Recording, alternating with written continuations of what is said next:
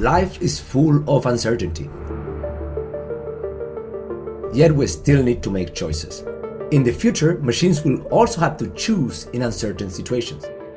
How will we judge them? Will we value them? Or will we condemn the risk-taking behavior that we sometimes celebrate in humans? Consider the following three versions of this moral dilemma. A large tsunami is approaching a coastal town of 10,000 people with potentially devastating consequences.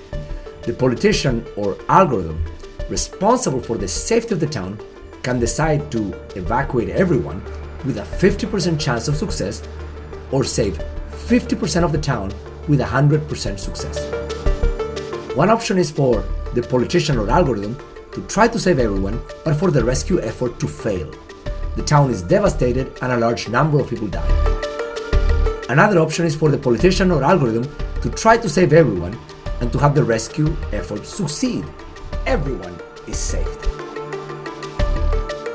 But the politician or algorithm can also decide to take a compromise and just save 50% of the town. In these three scenarios, 50% of people survive on average, but while the three scenarios have the same expected outcome, they differ in what actually occurs. In the first scenario, the rescue effort fails and people die. In the second scenario, the rescue effort succeeds and everyone lives. In the third scenario, a compromise is chosen and half of the people are saved.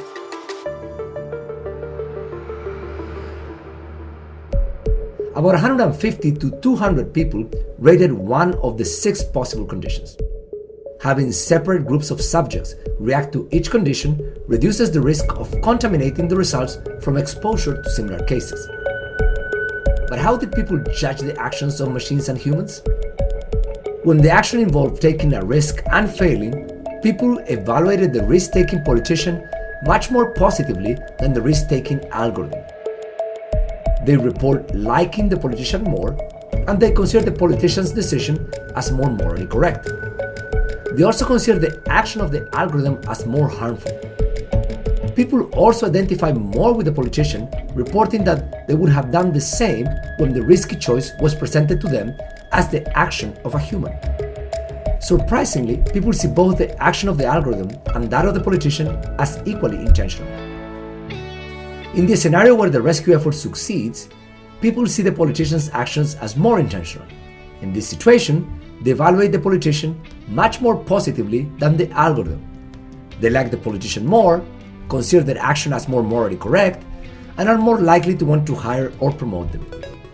In the compromise scenario, we see almost no difference. People see the action of the politician as more intentional, but they rate the politician and the algorithm equally in terms of harm and moral judgment. We also do not observe significant differences in people's willingness to hire or promote the politician or the algorithm, and they report liking both the same. But why do we observe such marked differences?